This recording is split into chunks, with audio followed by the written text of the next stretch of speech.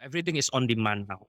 It's a job of the organization. It's not a job of the HR. There's no best way, but there's always a better way.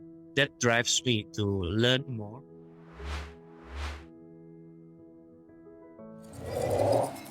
My name is Bambang Yapri. I'm from Indonesia. HR practitioners for almost 20 years. You have a strong background in learning and development. How do you go about implementing a workable, actionable, trackable learning and development plan? Nowadays, learning is everywhere and anywhere. The way that we do learning, it's changed with all the technology disruptions and the shifting of the mindset. Everything is on demand now. How we can transform the learning process. I'm now in a manufacturing company. We are almost 1,500 employees. We have 3 manufacturing sites. 2 of them are around the headquarters and the other is Java. Usually we have all learning on site. We are into the new journey, bit-sized learning. We can ask them to do not by the schedule that we have, but on demand. We also do blended learning.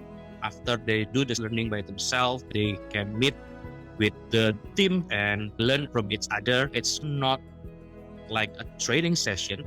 We ask the senior to share the wisdom that they have. At the same time, the younger generation bring something new. Everyone is bringing out their best. The facilitator wrap up the knowledge behind what that they have shared. For the sales team, we have an annual session for them to wrap up the years. How do you go about determining the effectiveness of this learning? How do you justify these expenses are indeed investments? We have to ensure the effectiveness. It's common using pre-test, post-test, and attendance to show the performance indicator for skill transfers session. We can see the implementations of the skill immediately and see the impact to the business. It can relate directly to the business itself. If it's only knowledge, they can find it anywhere. But when we want to transfer that knowledge into skill, that's actually the challenge. We find out how the knowledge is transferred and implemented.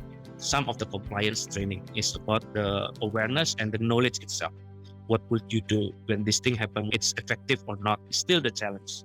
We have engagement survey. The feedback from the team and also from superior is taken. We also have improvement sessions so that each region or area will share what kind of improvement that they have done. Now you are the head of HR for the entire HR function.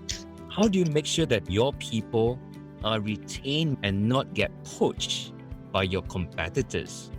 How do you make sure from a reward standpoint that it's competitive? That's a great question. It's a job of the organization. It's not a job of the HR, but HR can give some of the critical parameters, like how is the engagement or how is the relations between the employee and their managers. In Indonesia, company are shortage of talents. It's a challenge not only for company in Indonesia, it's borderless. Our competitor is not only Indonesian company. Talents can also be hired on the other side of the world. It's not all professions getting the same risk. We do the mapping, highlight which have a bigger risk. But there are also other important things. It's about respect and recognitions. On financial rewards, we want to ensure that we are not at the lowest, even though we are not at the highest rank. In some critical positions, we ensure that it's above the market. Our audience are all HR professionals from across the region. You have grown from an L&D professional to become a head of HR for a company. How do you transform yourself from a specialist to become a generalist? Any tips for fellow practitioners? There's no best way, but there's always a better way. That drives me to learn more. As an HR, we are part of the business. When we are at the same table with other directors, we have to understand the business. Business acumen is important. On top on that, we should have product excellence. The HR processes, what would differentiate from others?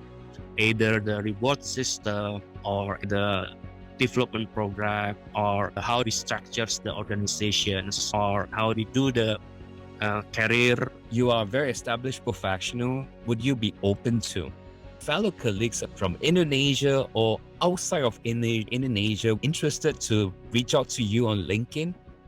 Sure, I'm open. It's a good opportunity for me to learn from each other. Very good. Thank you so much, Bambang, for doing this with us. Thank you.